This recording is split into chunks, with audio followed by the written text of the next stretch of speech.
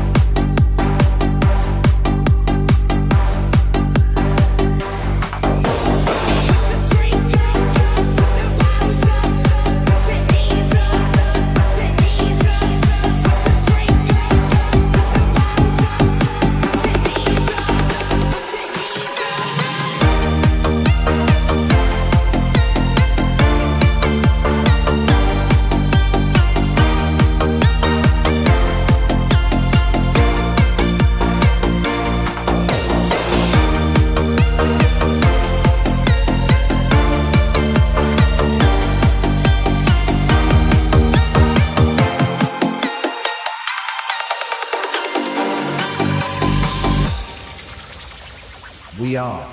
Family TSRC team បើវត្តមានបងធ្វើឲ្យអារម្មណ៍អូនល្អមានតែល្អអង្គកអូនអា